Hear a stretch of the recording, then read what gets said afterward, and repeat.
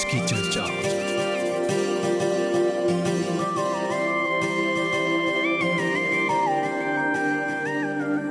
त जितना जना हमनी के सुनत हवन देखत हवन आप सबको के नमस्ते। स्वागत बाटे आज की चर्चा कार्यक्रम में। आज बिफे के दिन है और आज के दिन बहुत ही खास है काहे कि आज हमने एगो ऐसन टॉपिक पर बतियात है ऐसा जो खाली हम नहीं तू नहीं सब कोई के कोसे नहीं करेला ऊ है परिवार। परिवार में जन तोहर माँ बाप बाटे, लइका फैका बाटे, पति बाटे, पत्नी बाटे, ढेर जना बाटे। त परिवार के कौन महत्व बा हमनी के जिंदगी में और परिवार कौन ची से बनेला ई सब पर तनी हमनी चर्चा करब जा। और हमनी के आज के विशेष मेहमान हवन, इनकरा जानेलन, हमनी के सहयोगी हवन, हमनी के संगतिया हवन, हमनी के बहन हवन, एगो माँ हवन। तो चला इनकर से तनी सुन हमनी रूबरू होइला जा। और हमनी के परिवार वो हवन, आप हवा हमनी के वेदिता। वेदिता नमस्ते। नमस्ते नितुषा, सभी हमने के दर्शक लोग के, सभी हमने के श्रोता लोग के प्यार भरा नमस्कार। वैसे जब बोला हमने के परिवार हवन तो हमने के रेडियो के परिवार जी ई भी है। हमने जब परिवार के बारे में बतियाला जा तो सब कोई सोचला परिवार है माता पिता खून भाई के बहन, रिश्ता। खून के रिश्ता।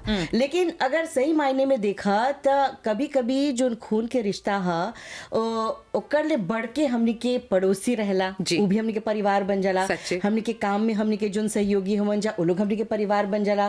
काहे कि जब काम में जानत हुआ काम में आप सबसे जस्ती समय बितावेला जी। और एगो ऐसन जगह जहाँ पर आप काम करत हुआ हुआ पर तोहर जोन सहयोगी लोग बा वो लोग आज तोहर परिवार बन जाए। हाँ जो रिश्ता बन जाला ना वो कबो कबो हमनी के जो खून के रिश्ता हुआ से ओकर से बड़ा हो जाला। बिल्कुल। और आप जानत हुआ कि जब भी हमनी बात करीला जा हमनी के रेडियो के बारे में, हमनी काम करीला जा रेडियो मनोरंजन में, रेडियो मॉरिशस में, रेडियो मस्ती में जी। और जब भी और हमनी- दूसर जो चैनल्स बाटे हाँ हम बिल्कुल लोगो हाँ, लेकिन यहाँ पर जब हमने संगे काम करेला जितना हमने के औजे लोग हमन जा जब हमने बतियाए ला जा तो हमने हमेशा बोली ला जा ये हमने के रेडियो के परिवार है। जी। काहे परिवार बोली ला जा काहे कि यहाँ पर अपना बनबा जी। और हमने के सब कोई के ई रेडियो जोन बा सब कोई के बांध के रखेला। जानत हो जब काम में तोहरा चोट लग गल त के आवेला, अब घरे से टेलीफोने करबा परिवार कोई के नहीं आई। के आई हमने के हिये के परिवार आवेला। अभी हाल में हमने के कितना अभी एग्जाम मिलल बा है ना। त ई सब जब हमने परिवार के बारे में बतियाए ला जा तब परिवार चाहेला हमने के हर जगह रह के। हाँ अलग अलग मायने बा। हमने अब कैसे बोला जा कि जमीन जायदाद के हिसाब अपन सहयोगी के तो नहीं देवा ना, ये अलग बात है। लेकिन जब हमने अब घर में बतियाए ला जा कि हमने के परिवार कैसे रहेला तो ई हमने के काम में भी रिफ्लेक्ट करेला। जोन संस्कार तोहर माता पिता देवेला, तोहर परिवार से तोहरा मिलेला, कैसे एगो इंसान हवा, कैसे तोहरा बोले ना शेप अप करेलन जा तोहरा। तब माँ बाप के बात करत हुआ वेदिता, हमनी अभी आवत हफ्ताले का हमनी मनाब सा मदर्स डे, माता दिवस। एकर पर तो हमनी बतियाब सही, पर जब माता पिता के बात करत हुआ तो ओकर महत्व का है परिवार में। एगो माता पिता तोहर खातिर जोन सकी करे वो दुनिया में तोहर खातिर और कोई नहीं करी। बोलल जाला भगवान सगरो नहीं रहेलन तभी तो माता पिता के विदा कर ले हवन। बिल्कुल हवे खातिर तोरा बोलत है एगो माता पिता जोन तोहर खातिर सकी करे वो दुनिया में कोई कभी तोहर खातिर नहीं सकी करे। ना तोहर पति सकी करे, ना तोहर लड़का सकी करे, ना तोहर सहयोगी करी, कोई नहीं सकी तोहर खातिर ऊ करे जो एगो माता पिता सकेला करे। जी। तोहर खातिर अपन बच्चा के मान ओकर जान पर अगर जो कुछ चल आल बा ओकर जान बचाए खातिर एगो माता पिता अपन प्राण भी सके त्याग दे अपन लड़का खातिर। तब वेदिता हमनी जब परिवार की बात करत है जब जोन प्रेम बाटे, जोन अपनापन बाटे, जोन एकता ओकरा बनाए खातिर कौन चीज चाहिला करे के? देखा सबसे पहले हम जानिला कि घर में डिसिप्लिन बहुत ज्यादा जरूरी है। लड़का लोग कौन चीज सिखेला अपन माता पिता से सिखेलन जा जी। ना। हम कौन चीज सिखला है हमके दुनिया भर से प्यार मिलेला। बोला जाला हमनी के जोन घर बाटे, हमनी के जोन माता पिता, हमनी के जोन हव परिवार बाटे, पहला स्कूल वही है। पहला स्कूल हुआ जोन अपन माता पिता तोहर सिखाए हवे तोहर संस्कार तोहर रहेला। जी। ढेर कोई के दिखबा बोल जब ढेर कोई के दिखबा तो पहला मुलाकात में भी पता चल जाला शांत स्वभाव के बा। हाँ माता पिता शांत हो सकेला, जरूरी नहीं बा ई भी सकेला होई कि परिवार में जोन बा ऐसा समस्या भी सकेला होई जी। कि ढेर कोई शांत हो जाला। शांत होई के मतलब ई नहीं है कि अच्छा बा कि कोई शांत बा जा, तो जी। शांत के पीछे बहुत कारण भी ढेर रहेला, कारण रहेला। बहुत जी, कारण जी। रहेला। ढेर कोई बचपन से कैसे बोला अब्यूज जो लड़का लोग रहेला वो लोग शांत रहेला। ढेर कोई के सिखावल गल बा वो लोग के जो पीस ऑफ माइंड बा, मानसिक जो वो लोग के तनाव नहीं बा, वो लोग ई प्रकार से शांत रहेलन जा। तो जी। शांत जब बोली ला जा तो ढेर एगो कारण रहेला कि एगो इंसान जोन बा, एगो मनुष्य जोन बा, वो शांत रहेला, जी। है ना। जी। अब स्कूल में जाइबा कई गो जिले रहेला एगो क्लास में। तो 40 बातें अब सोचा 40 चलो 20 ले लेला जा। अब 20 गो लड़का में सब पारे ही नहीं रहेला। देखा एगो हाथ में 5 गो उंगली बा ना। हाँ, दूर सबका- कहाँ जाइबा, अब लेकर कहाँ? कहाँ जाइबा? जब सब एगो मुट्ठी बन जाला तब एगो लाफोस बन जाला। बिल्कुल। तो हमनी के जो परिवार बा, हमनी के परिवार भी ऐसने हा। जी। तब हमनी के परिवार में हमनी देखा बड़ा होने जा दादा दादी चाचा चाची।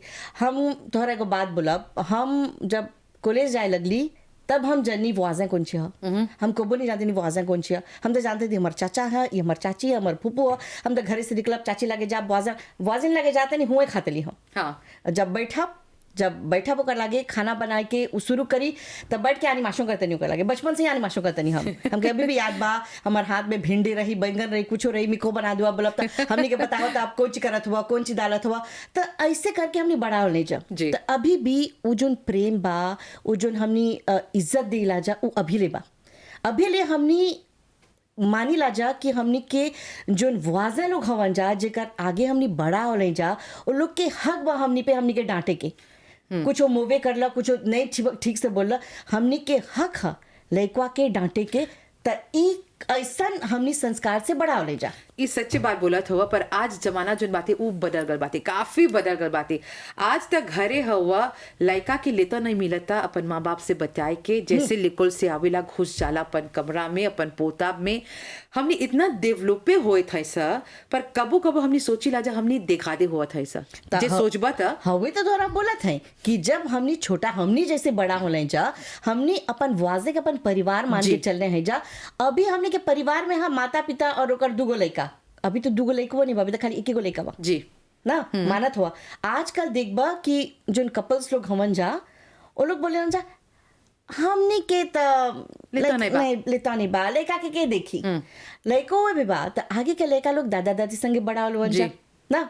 दादा दादी कहानी सुनैन जा, पकैन जा, तो तोहरा सिखैन जा। अभी तो हाथ में मोबाइल चलाल बा। न्यूक्लियर फैमिली से हमने कहाँ कहाँ पहुंच गए सर। जैसे बोला था वो आगे तक भर सब परिवार रहल, फूफू चाचा दादी सब लोग एगो घर में रहत रहन सा, खात रहलन सा, पियत रहलन सा। आज तक लेता हुए नहीं मिलता।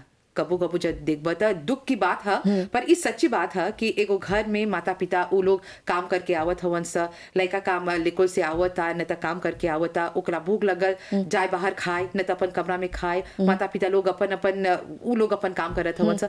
त हौ जो संस्कारवा बातें चाहेला फेरों से बांधे के आने के। अच्छा एगो तोहरा एगो सैप एग्जाम देला। अभी जब हमने दिवाली मनाइला जा तो हमनी को 3 कार जो हमनी के मिठाई बा कुछ करेला जा, ऑर्डर करेला जा ना। काहे लेतो नहीं बा मिठाई बनाई के, जबकि हमनी हवे लड़का है जा जोन अपन हाथ से मिठाई बनैले हैं जब बचपन में। तो दूसर में सैटिस्फैक्शन है। काहे कि माता पिता दादा दादी भाई बहन सब कोई मिलके बनावत हल। काहे आगे टेलीफोन नहीं रहल ना, तो लेता मिलत हल।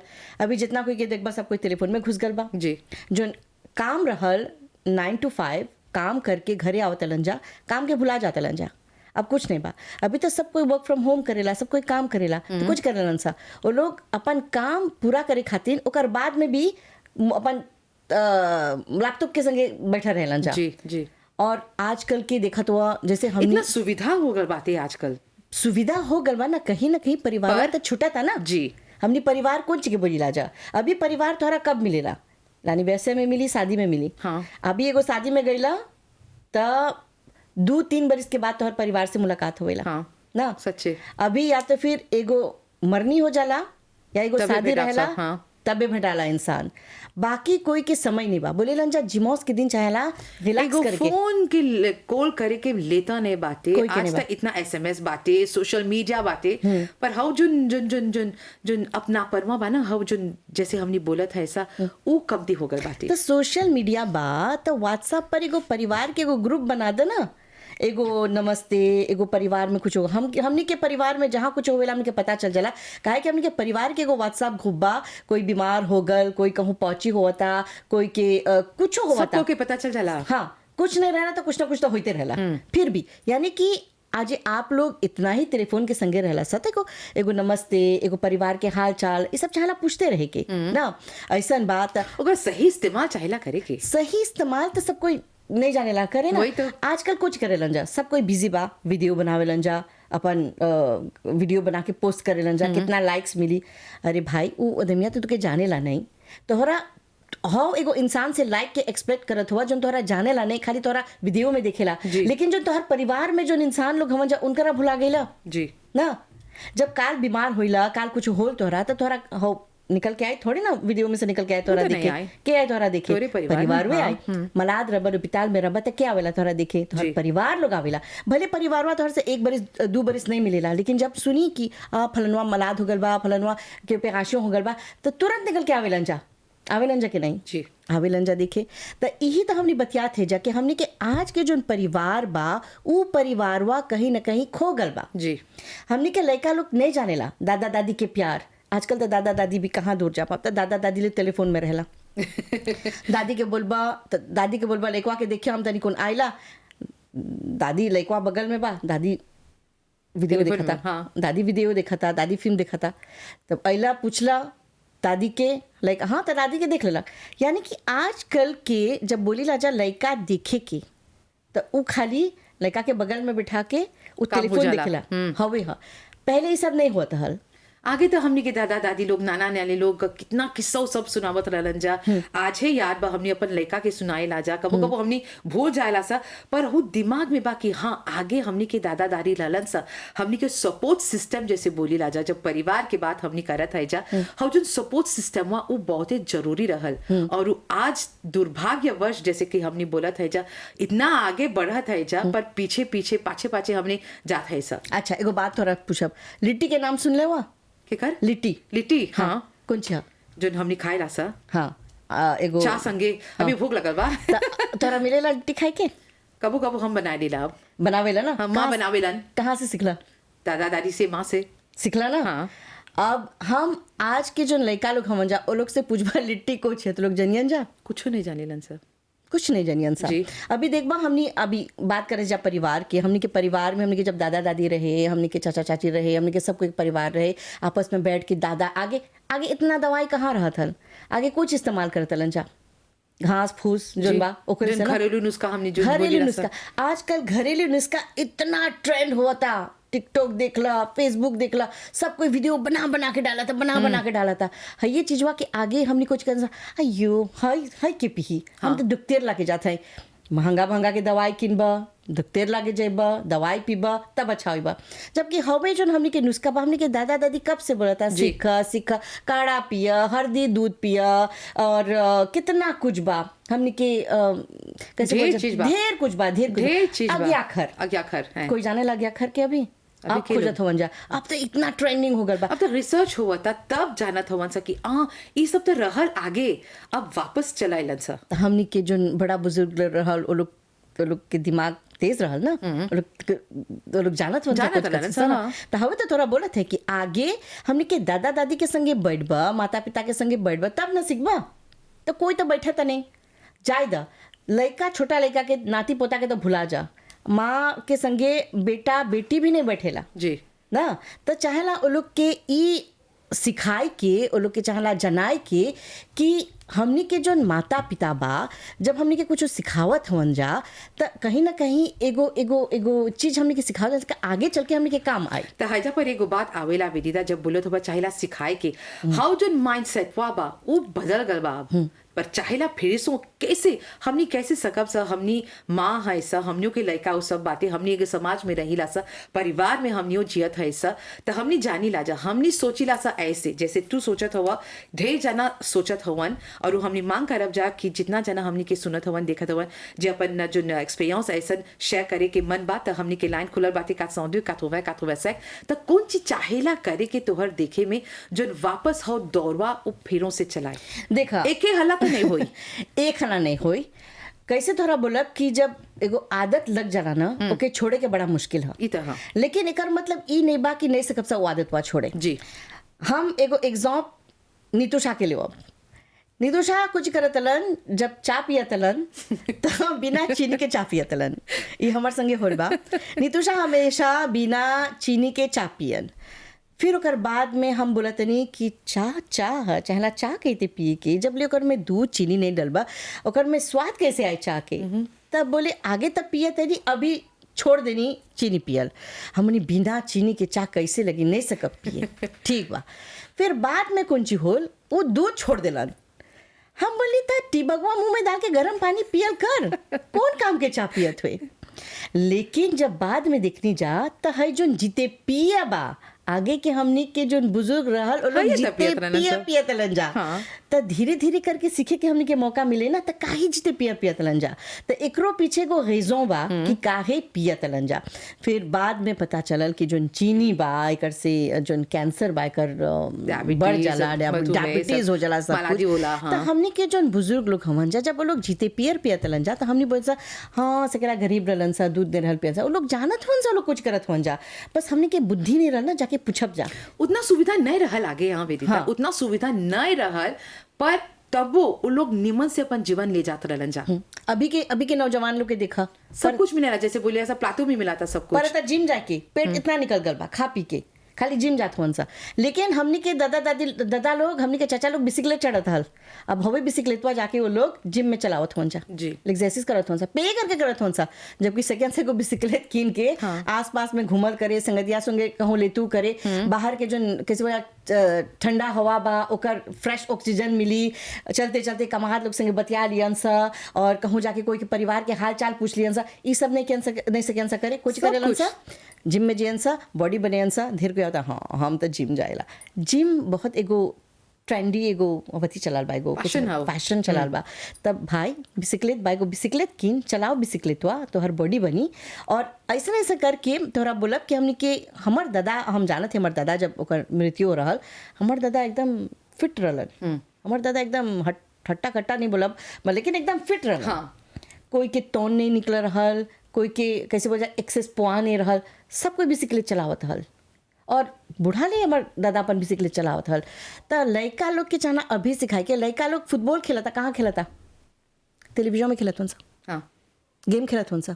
लड़का लोग सब गेम खेलेला लेकिन कहाँ खेलत हन सा टेलीविजन में खेलत हन सा।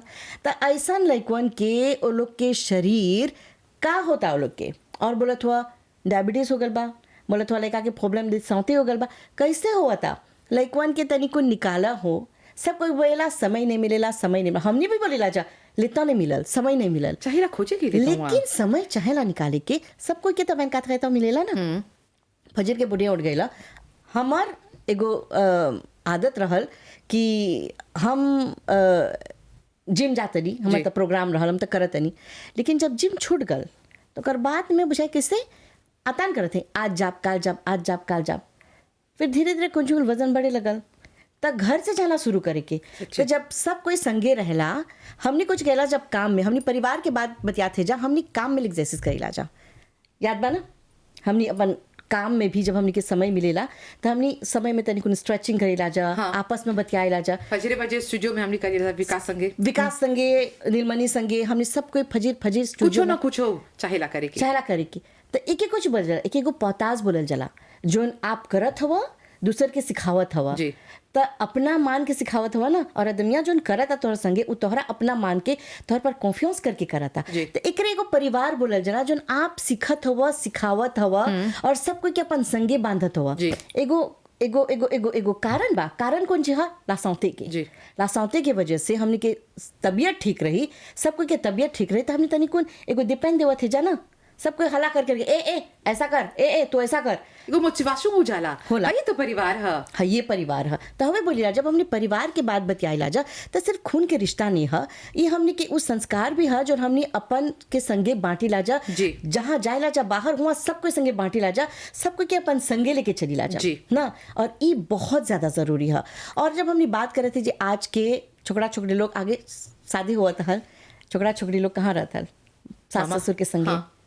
ना घरे एके घरे एक एगो घर में सास ससुर दादा दादी सब कोई रहत हल, पूरा परिवार।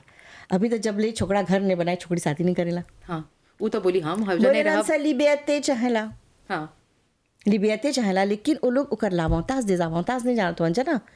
लिबियते कौन चीज के बा? अच्छा शादी करके अला काम करत हुआ। आजकल के तो हमनी के जो माँ बाप लोग बा वो लोग तनिक मोडियन हो गल वन जा। आजकल तो सास ससुर भी काम करत हुआ जा, बहुत लेता लेके वो लोग अपन रिटायरमेंट लेवत हुआ जा।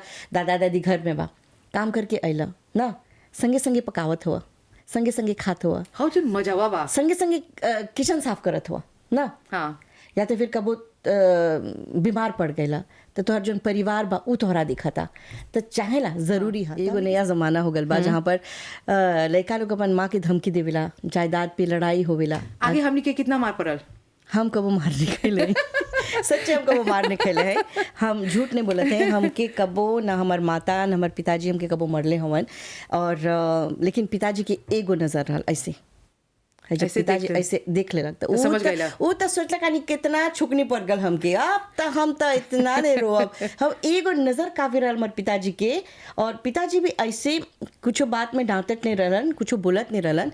वो मान ला खेल खेल में भाई बहन संगे कुछ बोल देला। हाँ कैसे बात बात में कुछ एगो एगो नाम ले लेबा, जैसे एगो जानवर के नाम ले लेबा, कोई के एक बोल देबा एगो बांदर बोल देला बांदर। हाँ। हाउ तक बाप खज्जत रे हो गला। बाप कहाँ जाइबा।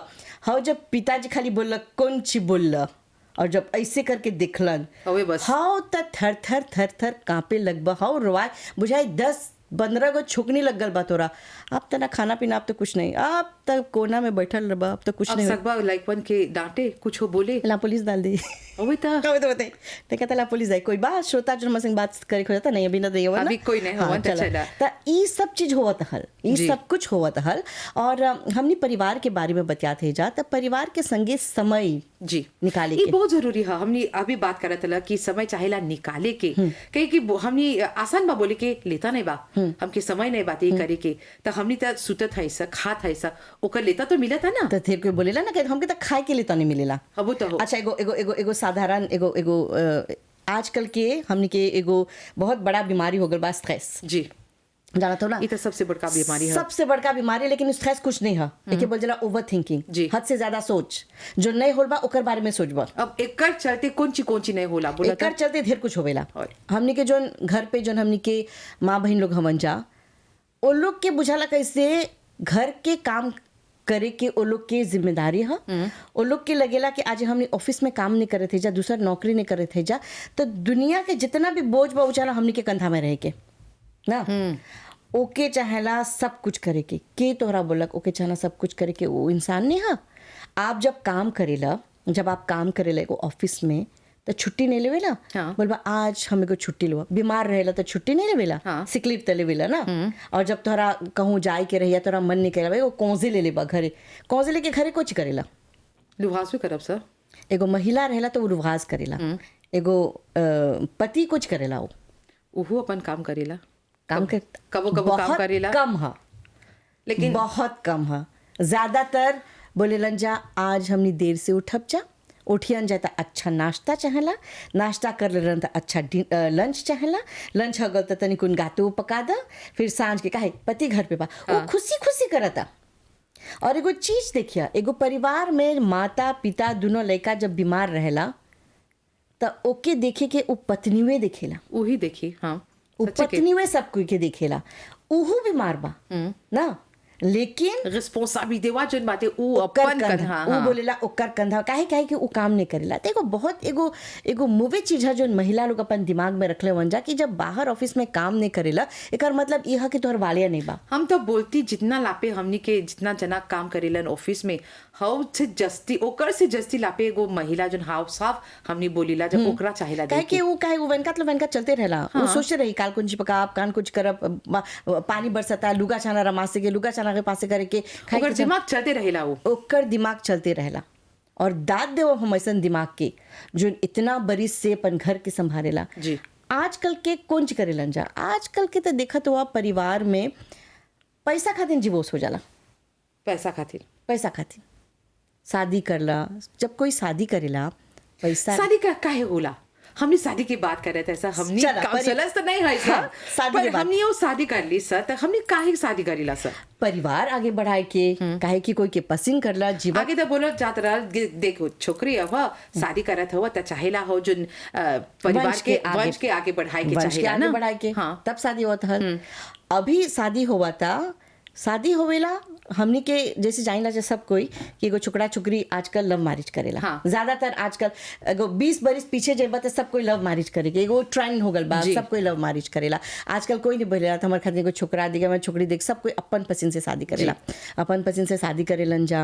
फिर ओकर बाद में महंगा महंगा की लुगा किनेलन जा, फिर ओकर बाद में डेकोरेशन देखेलन जा, एक्स्ट्रा जिने खाए की कुछ चिपकी कौन एंटरटेनमेंट होई। आजकल एगो शादी 5 लाख से ज्यादा पैसा निकल जाला ओकर में। हम कमती बोलनी, कमती ओकर बोलनी, से जस्ती हुए। ओकर ले जस्ती जाला। हम कमती बोलनी, ओकर ले जस्ती लोन लेवेलन से शादी करेके। हाँ फिर कुछ होएला, शादी टूट जाला। 2 बरिस के बाद शादी नहीं चला था। काहे नहीं चला था?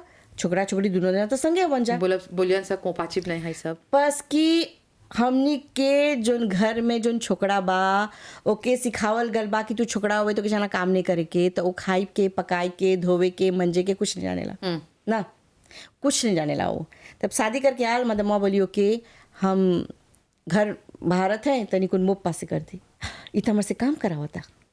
बता हम खाए के बनाओ तो बर्तनवान धो दे, हमर से काम करा होता। पर हैजा परी चाहेला बोले कि सब जोन छोकरा ऐसा नहीं हवन सा, ढेर जना हवन सा। अभी जो हमें एग्जाम्पल लेवत है जा। एग्जाम बे ढेर जना वो बातें जहाँ हमने देखली सा, वो लोग शादी करत हवन सा, हाँ दोनों हाथ मिलकर बटावत हवन सा, कोनो खाए बनावता, कोनो झाड़ू बहारता, ऐसन शादी- छोकरा लोग बर्तन मांजत हवन सा। ऐसा शादी चलेला। हाँ काहे कि जब शादी करब तो चला लोग किस काउंसलिंग नहीं बा आजकल, तो लोग चला सिखाए के कि जब शादी करत हुआ तो तोहरा चाहेला जाने के कि कुछ बेटा जब देखा जब किचन में एगो माँ अपन बेटी के सिखावेला खाए के पकाए के, अपन बेटा के नहीं बोलेला, बेटा कुछ कहला फुटबॉल देखा था वो।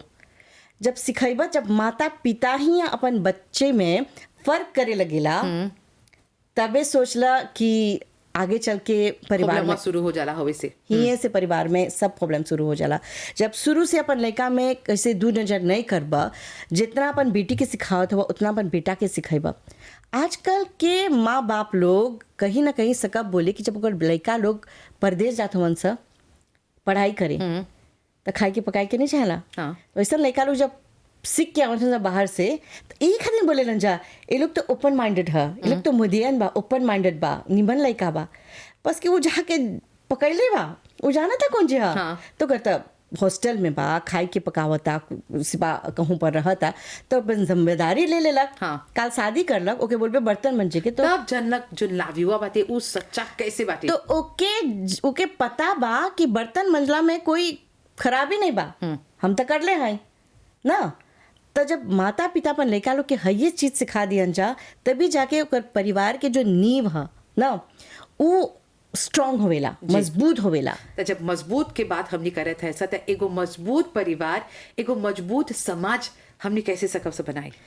देखा अभी घर में जब ले अपन परिवार के जो सदस्य बा ओके नहीं सकबा सुधारे, हमने के नींवा हवे जोन बाग हवे तो समाज के नहीं सकबा सुधारे। हाँ। हर कोई आज अपन अंगना साफ कर दियन जा, तब हमनी के जो देश बा कहूँ कूड़ा कचरा नहीं मिली ना। हाँ। अपन कूड़ा कचरा लेकिन हौजा फेंकब से का होई। अब अपन कूड़ा कचरा आंगन में फेंकबा ना, या तो फिर वाजन आगे फेंकबा, तो सब कोई आपस में फेंका फेंकी करी तो कहाँ सफाई रही। तो उसने रही। सफाई काहे चाहना करे के, सफाई तो हर घर से चाहना शुरू करे के, तो हर सीख जोन बा, तो हर जोन कैसे बोला तोहरा चाहला घर से ही सीखे के, घर से चाहला लड़का लोग के सिखाएगे, घर से लड़का लोग के सिखेबा, तब न जाके लड़का जब बाहर जाए तो हर एगो माता पिता अपन लड़का के सिखाए, तो बाहर जाके लड़कन तो हवे लोग के व्यवहार रही ना। जी सच्चे जैसा बोली? व्यवहार और उसने आचार और उसने हमने के समाज बनी। तो उसने बनेला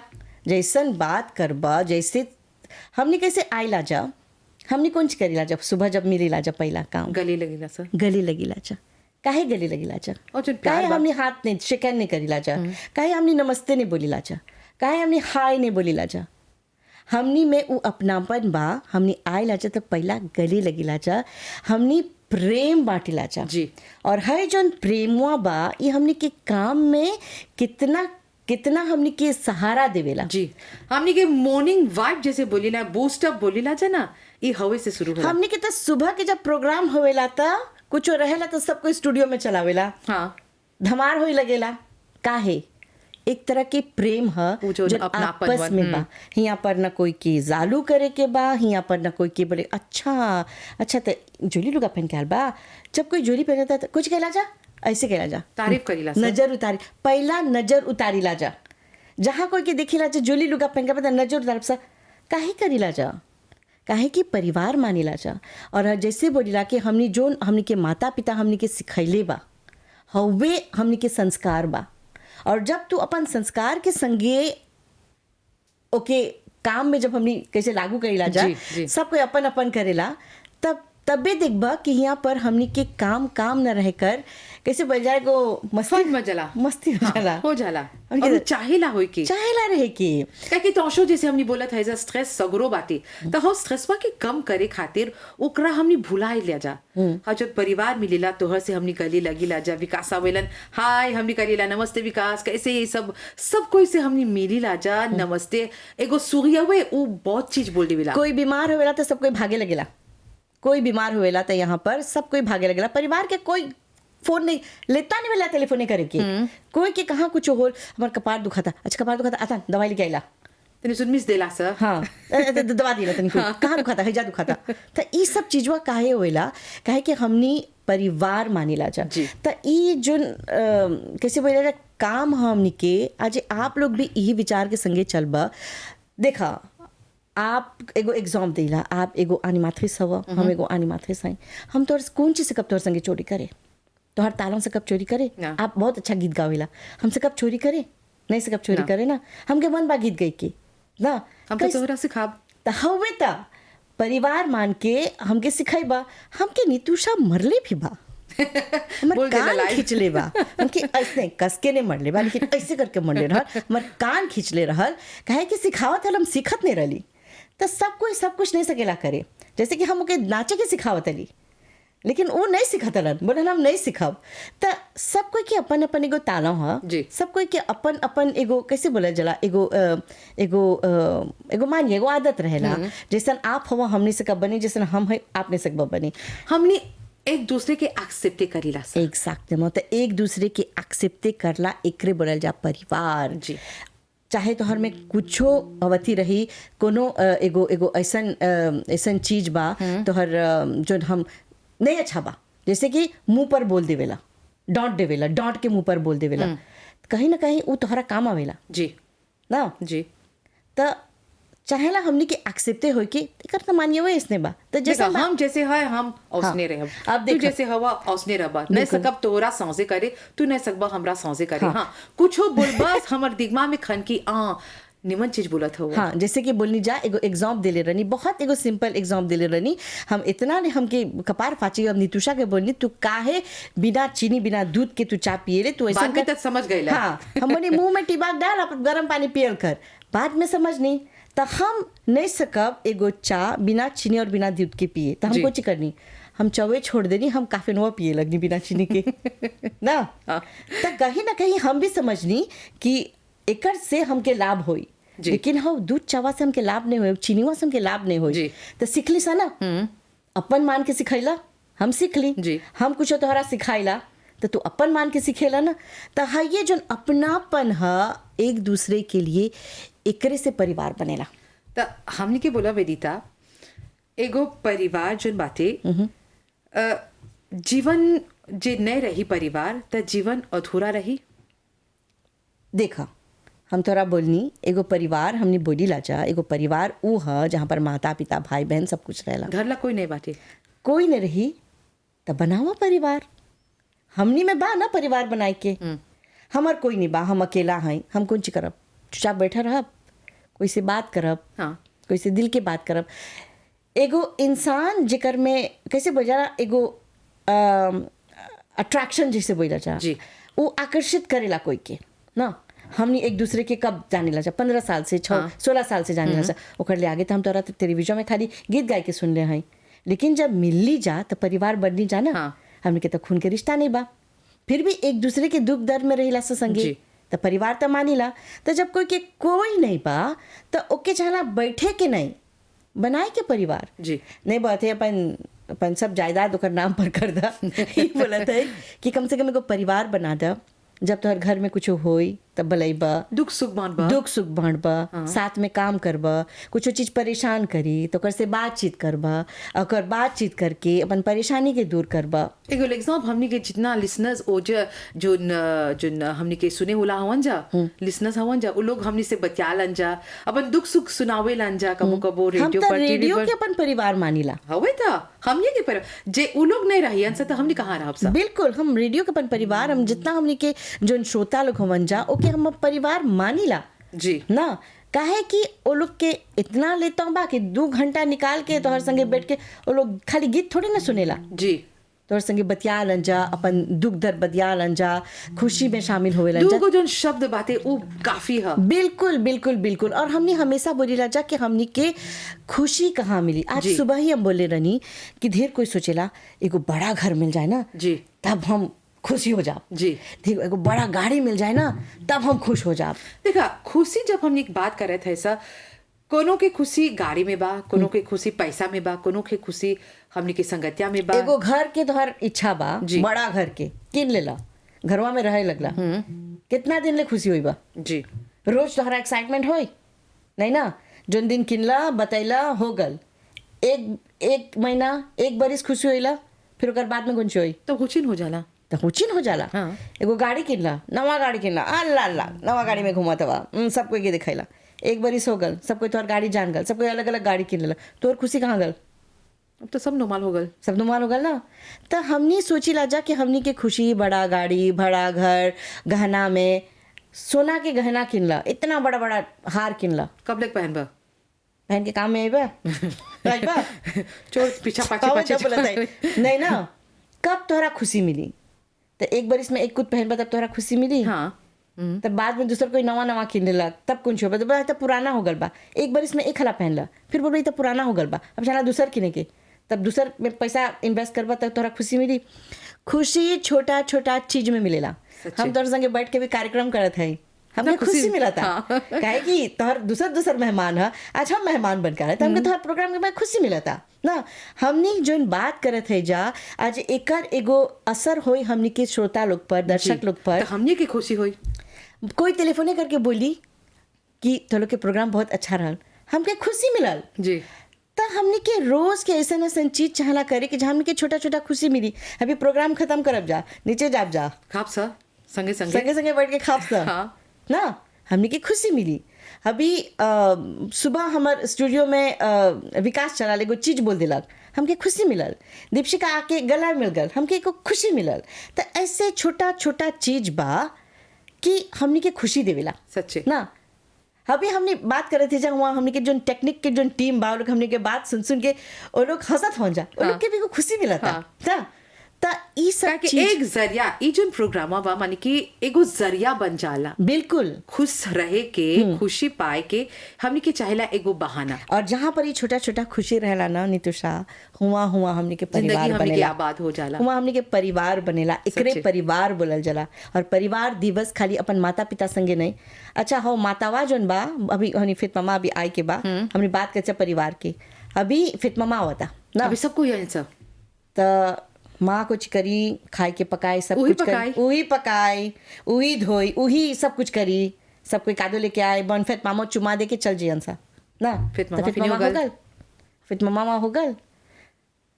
तो ई सब चीज चाहना देखे कि माँ जोन ह, एगो माँ जोन ह दुनिया में अपन लड़का खातिन सकी कुछ भी कर दे, जी कुछ भी।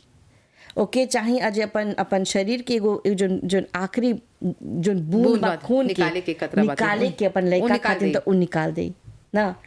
तो ई सब के एहसास तब होएला जब आप माँ बनबा, जी जब तोहर गोद में वो लड़का रहेला। और वो लड़का वो निसे सिर नहीं बा कि वो तोहरे खून है, जी दूसर के लड़का भी जे कि अपना मानेला ऊ भी ओकर खातिन आप सकबा दुनिया से लड़ जाए। जी। एगो माँ जोन हा ओकर ममता जब ओकर जाग जाला तब ओके हराए के कुछ नहीं बा। हवे माता पिता जोन बा ओकर आदर नहीं करला, खाली फितमामा में आके महंगा महंगा कादू दे देला, तेकर से परिवार नहीं बनेला। एक से सच्चे के परिवार नहीं बनेला। परिवार जो बातें छोटा छोटा जैसे बोलत हुआ वेदिता, जो खुशी बातें जो मोमेंट्स जो पल बा हमनी जिएला सा, वो सबसे बड़का है। हम अभी भी अपन नानी के बात बतियाला, हम अभी भी अपन दादा के याद करीला। दादी के तो कबो नहीं दिख रहे, लेकिन अभी भी अपन दादा के याद करीला। जी। दादा कौन चीज बोलत हल बोल बोल के हंसी ला जा, ओकर याद करके हंसी करला के खुशी बोलल जा, ये परिवार है नहीं तो जी। ना। और जब हमनी के साथ जब तक हमनी के परिवार बा, जब ले खुशी खुशी जीवन बितावत हुआ, अच्छा बकाल चल जेबा तो तोरा याद करियन जा। जी। नहीं तो कोई पूछे वाला नहीं बा। ये सच्ची बात है। जब लेक हमनी जिया था ऐसा कबो कबो हमनी अपन जोन कमागात बातें जोन संगतिया हाँ। बातें परिवार के वो लोग के कदर हमनी नहीं जानी, जब चल जालन सा तब देर हो गल। असली जो जब तोहर खुशी रहेला, तोहर परिवार लोग रहेला, कैसे बोलेला जा कि जब एगो इंसान तोहर जीवन से निकल के चल जाला तब ओकर अहमियत तोहरा याद आवेला ना। तब सोचबा हाँ देखना बुरा कर ली, हाँ देखना हमके जे ऐसे हाय इंसान करती बोल तो गया, हो अच्छा हाँ रहत। आज हमर संगे रहत, आज हमके याद आवेलन सही सब बहुत कुछ याद आवेला। त ई खातिर बोलल जाला ईगो घमंड जोन बा ओके अपन रिश्ता में नहीं आए देबा त कहीं जहाँ भी जेबा परिवार बना देबा। इस सच्ची बात बोल रहे, चाहे तोहर घर में हो, चाहे एगो पति पत्नी हवा, एगो लड़का हवा, कमागाद हवा, जोन रिश्ता में होवा, जोन रिश्ता तू निभावत हवा, जब ले ओकर में ईमानदारी नहीं रही, अनुशासन रही, त कुछ नहीं। ईमानदारी की बात करत हो। आजकल पैसा जोन बा इंसान के जोन ईमान बा ओके हिला के रख देले बा। आजकल पैसा खातिर डिवोर्स हुआ था जी ना। 15, 18, 20, 30, 40 साल के शादी पैसा खातिर टूट जाता। पैसा कौन चीज है? हाथ के मेल है। हाँ हाथ के मेल है। आज हा त काल नहीं हुई। हाँ। पर जोन परिवार है, जोन तोहर सपोर्ट सिस्टम है, तोहर माता पिता, तोहर लड़का फैका भाई बहन, वो लोग सकेला, वो लोग से नहीं बचाएबा। पर जब कोनो प्रॉब्लम में रहेला तो वो लोग ही आई। छोटा छोटा छोकरी लोग 30-32 साल के छोकरी लोग ना 18-20 साल के शादी तोड़ देवत हो जा। जी। काहे? पैसा बा, गाड़ी बा, घर बा। आजकल माने कि पैसा जोन बातें सबसे बड़का हो गल बात तो सोचत नहीं हो जा कि ऊ त अदमिया शादीशुदा बा, ओकर घर में एगो पत्नी बा, ओकर लड़का बा, परिवार बा, हम कौन ची करत है? तोड़ देवत हो जा। शादी टूट गल, शादी करला, फिर कुछ और खुशी मिलल। तो जोन कर्म आप करत हो ना अभी बाद में आवेला हो। हर एक्शन के रिएक्शन बा, सब कुछ के रिएक्शन हुआ।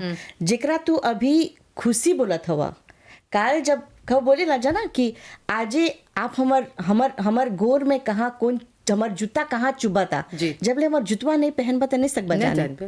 पहन ला हमर जूता चल के से करा, जब जनबा कहाँ चुबा था। जी। त ई जब ले जुतवा नहीं पहनबा नहीं जनबा त सब कोई सोचेला कि हई करब जा। सबके अपन लावाताज देखेला, सबके सच्चे। अपन लावाताज देखेला। भले दूसर के घर टूटा था, दूसर के परिवार में कुछ हुआ था, सबको अपन लावाताज देखेला। तो ई खातिर बोलेला जा कि अपन परिवार के अभी से बांध के रखा, अपन लड़का के संस्कार अभी द, बाद में चल के ई परिवार नहीं तो टूट जाए। और जे टूट जाए तो तोहर दिल टूट जाए, हमनी के जिंदगी बर्बाद हो जाए। हम इतना खुशी से तोहरा माने कि हैजा परी आइला और हमनी के प्रोग्राम आज बहुत ही खास रहल, काहे कि कबो कबो हमनी बचाएला सब, और इतना इतना बातें हमनी सकेला नहीं हमने तो मिल गए। हमने बतियाए लाजा, लेकिन बतियाए से हमने बतियाए लाजा आधा से जस्ती हमने हंसी लाजा। तो चला हंसते रहिए, मुस्कुराते रहिए, और अपन परिवार के हमेशा सज्जो कर रखिया, कहीं कि परिवार सबसे बड़ा हविता। हाँ तो हम जाते काफे नुआ पिए, नीतू जाते अपन बिना जिते पिया तू हो अपन नाश्ता करिया जा। और आज के चर्चा कार्यक्रम संगे जुड़ल रहला, बहुत बहुत धन्यवाद हमनी के सच्चे टीम देने से, हम दोनों की तरफ से नमस्ते। नमस्ते। आज की चर्चा।